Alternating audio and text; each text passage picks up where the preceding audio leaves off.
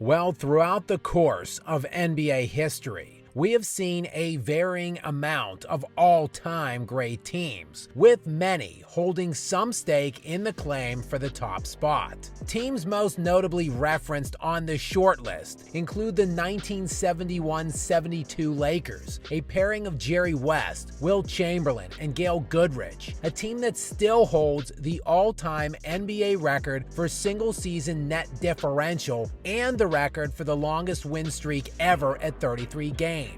They won a then record 69 games overall in the regular season, which stood as the record until another notable team set the new mark in 95-96. Of course, that was the famed 72-10 Chicago Bulls season, what is considered by many to be the marquee team of the greatest player of all time. For that reason, many consider that team to be the best ever. But there are undeniably others which warrant consideration here, such as the 1970-71 Milwaukee Bucks, a team that is still second all-time in single-season net differential, second only to that aforementioned 72 Lakers squad. This Bucks team was led by Oscar Robertson and Kareem Abdul-Jabbar. And speaking of Kareem, of course, you have to factor in his and Magic's best team, which is generally regarded as the 1986-87 Lakers. That year, Magic Johnson won the league MVP, the Lakers won 65 games, and went on to beat the Bird Celtics in the NBA Finals behind a legendary trio of Magic, Kareem, and James Worthy.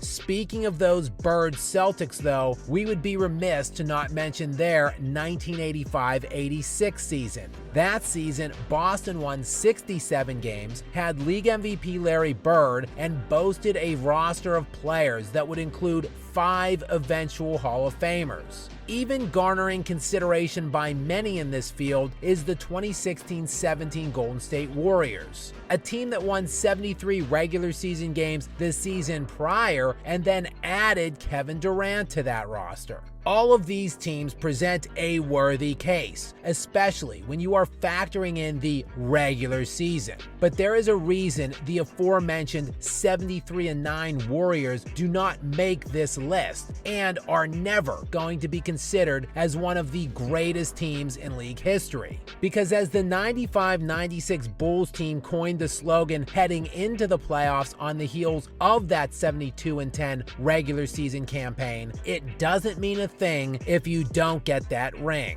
So when I considered who is the best team in NBA history, I am considering what team would beat all of the others. And for whatever reason, a team that gets mentioned far too little in these kinds of discussions is, yes, the Shaq and Kobe Lakers of the early 2000s. And sure, the personal differences and pettiness of both of their star players at the time prevented this team from winning a couple of more titles together, but at their peak, this team was as good or better than any team in NBA history. They are, after all, one of only 3 teams to win 3 consecutive titles in the post-merger modern NBA history, spanning nearly 50 years since 1976. Jordan's Bulls did it twice, and this Lakers squad did it once. That's it. That's the list of teams that have pulled off a three-peat in modern history. And the best year they had was unquestionably the 2000-2001 season. The Lakers were coming off of their title defense from a season prior, and when evaluating their regular season, this team doesn't look very impressive at all. A mere 56-26 record, which wasn't even good enough to lead their own conference that season.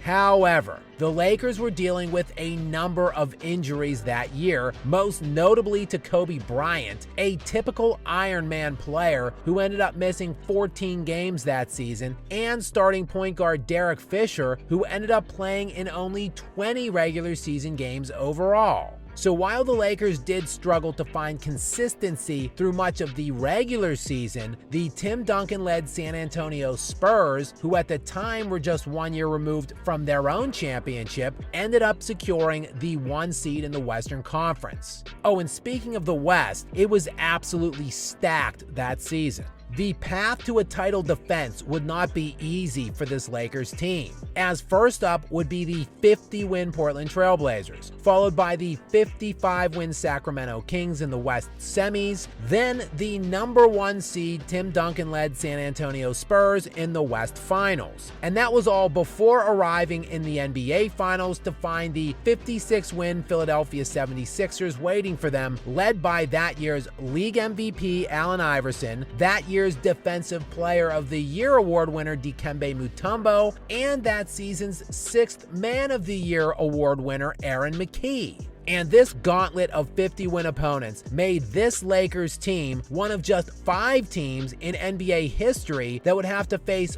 4 50-plus win opponents throughout the course of one single playoff run. In fact, based on the opponent's win-loss record, this was the 2nd most challenging run in NBA history. Not just that though, using the SRS model or simple rating system, this is rated as the 2nd most difficult championship run in NBA history, behind only the 1995 Houston Rockets. Despite the fact this was clearly one of the hardest paths ever navigated, this Lakers team had arguably the most dominant run ever. They lost only 1 game in the entire playoff run, and that one single loss was in overtime to the 76ers, who again had the MVP, Defensive Player of the Year, and 6th Man of the Year that season. And that's it. That was the only loss. The 93.75% win percentage in that playoff run is 2nd all-time by just a shade of a percent, because these Lakers played only a best of 5 in the first round.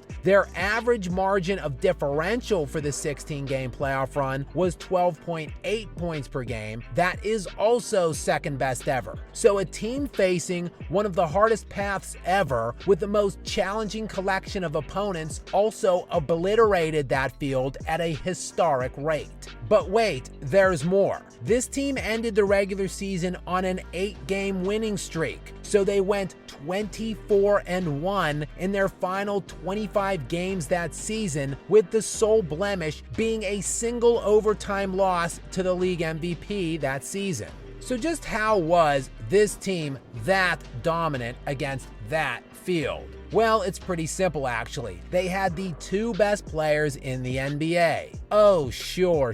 I know.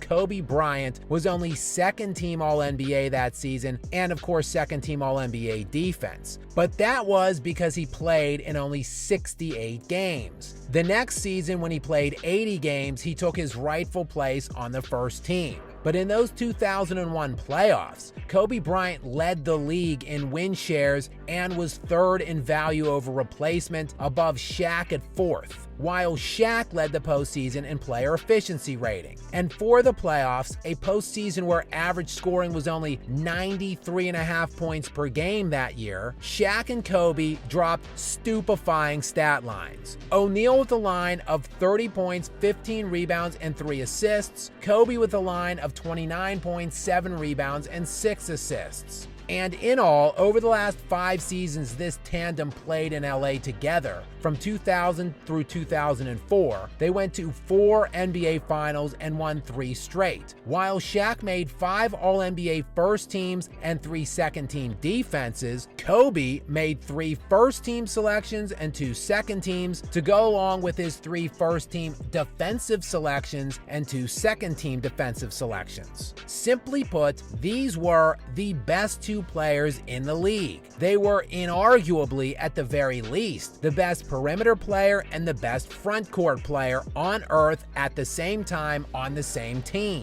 And just how many teams ever can make that claim? How many teams could say that they had arguably the best 2 players in the league on the same team at the same time? Even the famed 80s Lakers, which paired 2 possible top 5 all-time players in Kareem and Magic, did not have overlapping primes like Kobe and Shaq. In their aforementioned best season of 1986-87, Kareem was 39 years old. And what about Jordan and Pippen on that 72-win team? Not even close. Bird and McHale, stop it. The Shaq Kobe Lakers may well have been extremely top-heavy, but at the top was the best duo in NBA history who perfectly complemented one another from a positional standpoint, which is why this team in 2001 was so utterly dominant and should sit atop the throne as the best single-season team